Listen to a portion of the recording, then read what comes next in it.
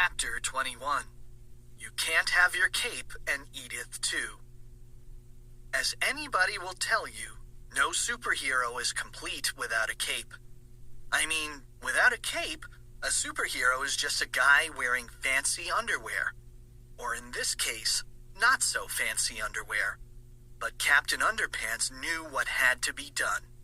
He reached up with his free hand and courageously untied his cape, valiantly sacrificing his aesthetic integrity to save the life of a mere mortal being.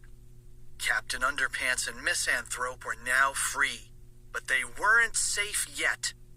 The Bionic Booger Boy swung at our hero with all his might.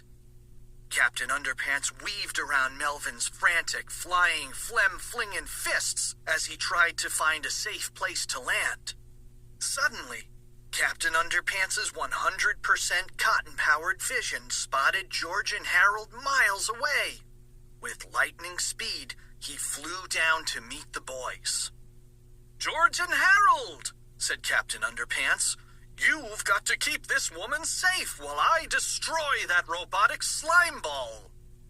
"Okay," said Harold, "but hurry up. Here he comes." "Wait!" cried Misanthrope. I didn't get a chance to say thank you." She turned and kissed Captain Underpants all over his face with wet, drooly smooches. "Thank you, thank you, thank you," she said between each sloppy kiss. "Yuck," said Harold. "I sure hope she doesn't thank us," said George. When Misanthrope had finished slobbering all over Captain Underpants' face, she gave him a great big hug for good luck. "Now go get him, Tyga," she said coyly. But Captain Underpants didn't move. He just stood there staring blankly into space. Off in the distance, George and Harold could hear the Bionic Booger Boy approaching. Each thundering footstep brought the horrible beast closer and closer, until at last he stood towering above them, panting heavily and dripping profanely. Misanthrope screamed and ran away. "Hurry, Captain Underpants!" cried Harold. "Do something!" "Yeah!" cried George. "Kick his hiney! Kick his hiney!" But Captain Underpants didn't move. He didn't fight. He didn't fly. He didn't kick anybody's hiney. In fact, the only thing he did do was get very, very angry. "What the heck is going on here, Bubs?" he screamed. "And why am I standing here in my underwear?" George and Harold didn't like the sound of that. Chapter 22. Welcome back, Krupper. If you listen to the introduction at the beginning of this audiobook, then you know what happens whenever Captain Underpants gets water on his head. Unfortunately, Misanthrope's wet, slobbery kisses had produced the same effect. Captain Underpants had been turned back into Mr. Krupp, and now he was about to be turned into lunch. Quickly, George and Harold began frantically snapping their fingers. Snap, snap, snap, snap, snap. Again and again they snapped, but Mr. Krupp's face was still slimy and wet with gooey kiss juice, and the snaps were having no effect at all. The mighty mucus monster shoved Mr. Krupp into his gummy mouth and swallowed him whole. And then he came after George and Harold. "Help!" screamed George. "We're doomed!" screamed Harold. Chapter 23. Sulu Saves the Day. Halfway across the city, a plucky little hamster with bionic ears heard the terrified cries of his two best pals. Quickly, Sulu jumped out of his exercise wheel and crashed through the side of his plastic cage. Then, with a mighty leap, he bounded from the window of George and Harold's treehouse. At that very moment, Melvin was dangling George and Harold high above his mouth. "Ha!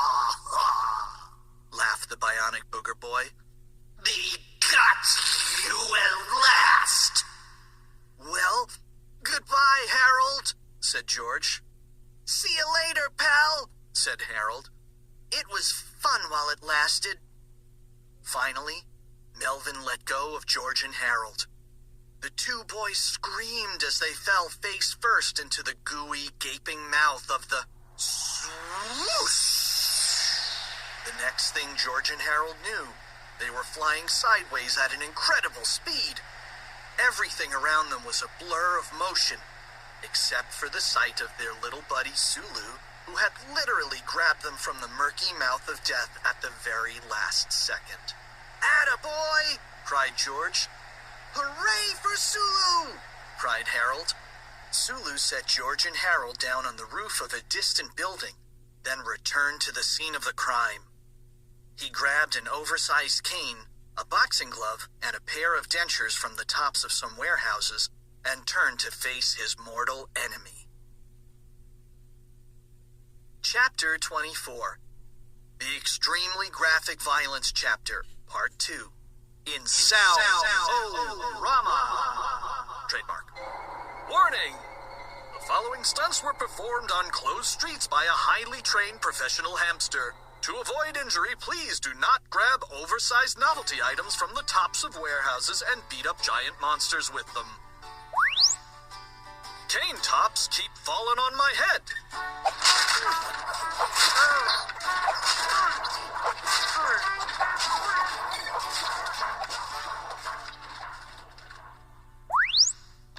Yummy, yummy, yummy. I got glove in my tummy.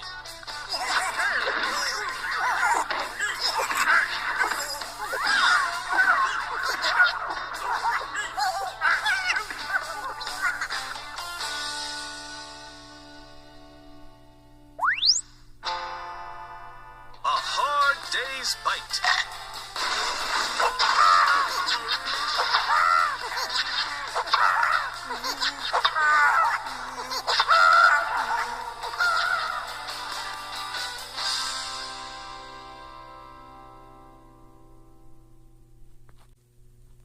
Chapter 25. How to reverse the effects of a Combine-O-Tron 2000 in one easy step.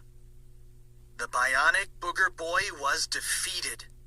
He flopped unconscious into a giant boogery blob that spread across several city blocks and nearly 4 whole pages as reporters surrounded his massive, oozing body.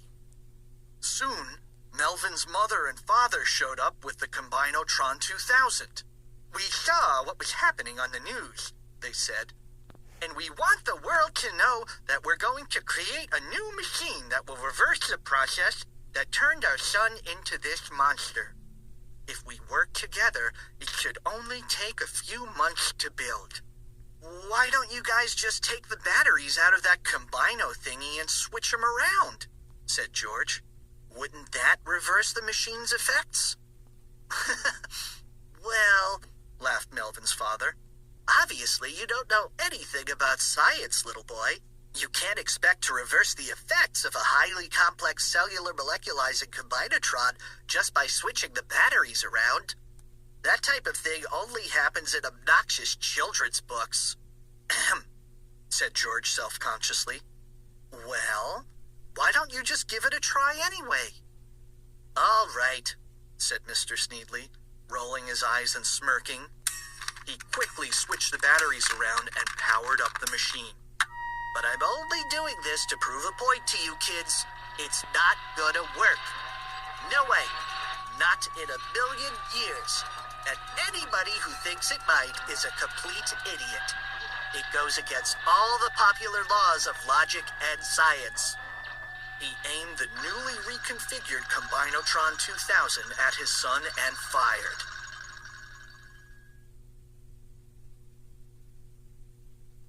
Chapter 26. Blast!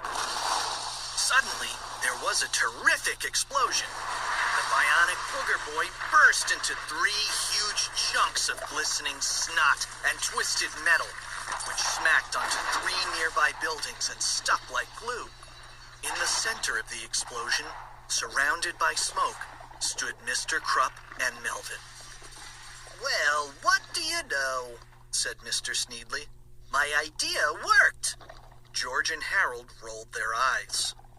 "Now step aside, kiddies," said Mrs. Sneedly as the two scientists marched off to tell the reporters all about their brilliant and inspirational scientific breakthrough. But as the smoke around Mr. Krupp and Melvin began to clear, it became obvious that they were not quite back to normal. Apparently, the newly reconfigured Combine-O-Tron 2000 had accidentally morphed Mr. Krupp and Melvin together. "Don't worry," Mr. Sneedly told the reporters. "All I need to do is zap them one more time. That should set everything straight." He fired up the Combine-O-Tron 2000 again and prepared to blast away. "I sure hope this separates their bodies," said George. "Me too," said Harold.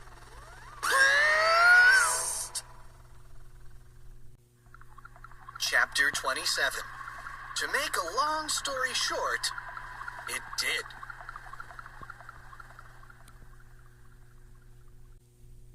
Chapter 28. A happy ending. "You know something?" said George.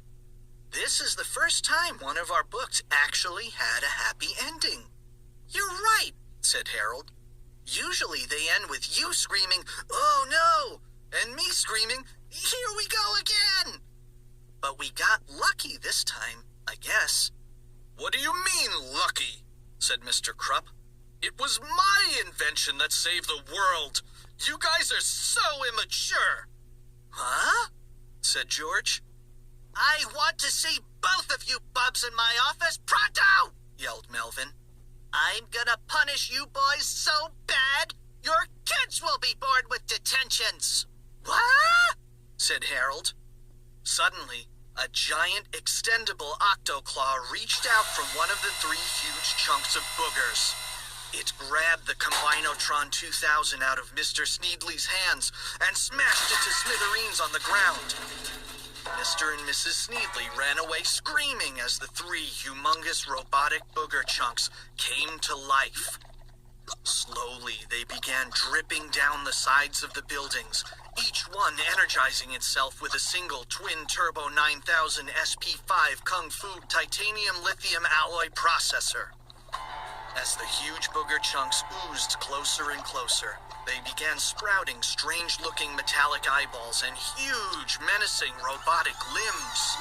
Suddenly, the three ridiculous robo-boogers leaped toward George, Harold, Sulu, Mr. Krupp, and Melvin. And the chase was on. "Oh, no!" screamed George. "Here we go again!" screamed Harold. Not again! Find out if George, Harold, and the gang outrun the robo-boogers in part 2 of this adventure. Captain Underpants and the Big Bad Battle of the Bionic Booger Boy Part 2. The Revenge of the Ridiculous Robo-Boogers. Have you read your Underpants today? Check out the app. Ew. This is Len Forgione. We hope that you've enjoyed this production of Captain Underpants and the Big Bad Battle of the Bionic Booger Boy Part 1. The Night of the Nasty Nostril Nuggets, the 6th epic novel by Dave Pilkey. This program was read by me, Len Forgione, with Dejan Freeman as George and Ben D'Amico as Harold. Produced and directed by Paul R. Gagne and Steve Sayarto. Original music by Scotty Huff. Editing by Jonathan Van Horn. Sound design and mix by Steve Sayarto. Print edition published by Scholastic Inc. Text copyright 2003 by Dave Pilkey. Production copyright 2018 by Scholastic Inc. All rights reserved. Look for other Captain Underpants titles from Scholastic Audio.